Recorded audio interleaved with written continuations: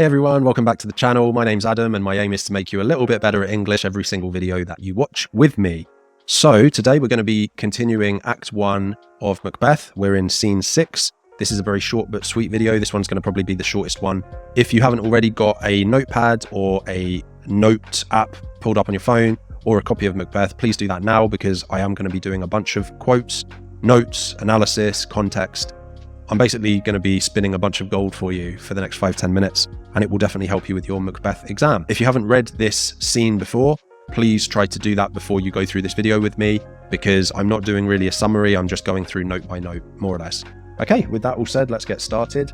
So, Act 1, Scene 6, Duncan and Banquo finally arrive at the Macbeth castle, which is where they're going to be staying, and there is immediately just the strongest scent of irony, where Duncan says, looking at Macbeth's castle, this castle hath a pleasant seat, the air is nimble and sweet and recommends itself, right? So immediately, Duncan is really positive towards Macbeth's castle. And this also is meant to serve as a reminder that it is Duncan that gave him all this. Duncan gave Macbeth all of this power, this land, everything. The castle, servants, everything, okay? So just the fact that Macbeth would even dare to be so ungrateful and to, want to even vaguely for a second consider killing Duncan is crazy.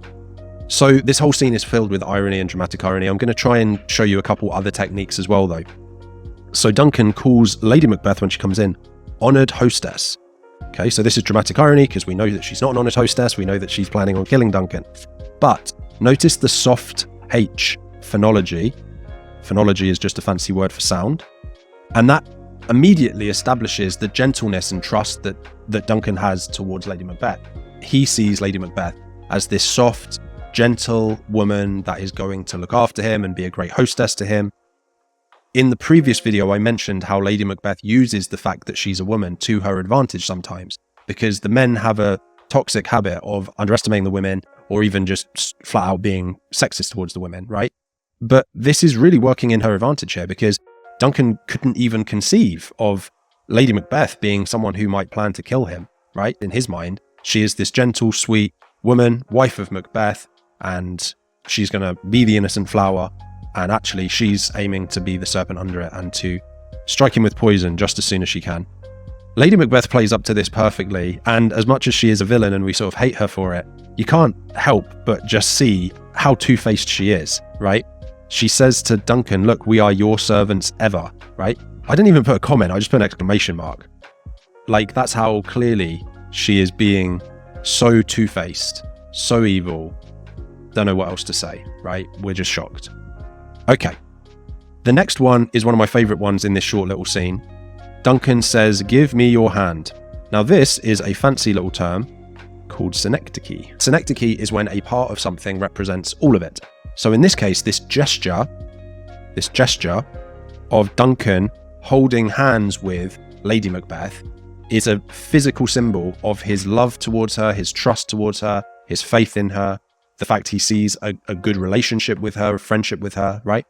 So the synecdoche even more so deepens the tragedy because he's this sweet older man that just thinks that she's this sweet woman, and the reality is that she is literally looking for any opportunity she can to strike him dead and to usurp his throne with her husband. Okay, so give me your hand is actually a really important quote if you've made it with me to this point, which, to be honest, this is a pretty easy video to follow along.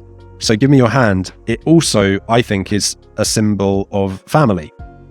So in Act 1, Scene 4, we see that Duncan hugs Banquo publicly, acknowledges Banquo like a member of his own family. And here, in public, in front of Banquo, he holds or reaches out for Lady Macbeth's hand, to hold her hand, to be guided into her castle, to be a guest, and Lady Macbeth the hostess, right?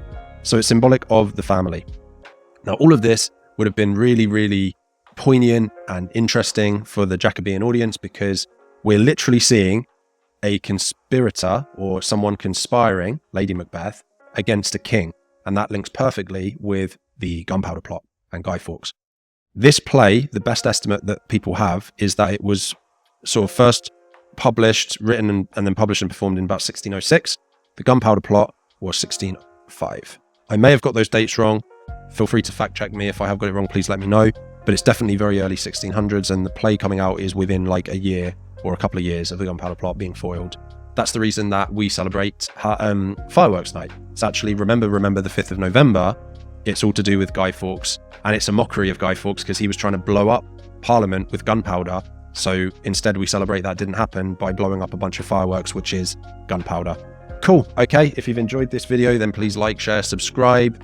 Go spread the word, tell everyone that you know about how wonderful it is. Weep with joy over my brilliance, whatever you need to do. I'll see you in the next video. Thanks very much.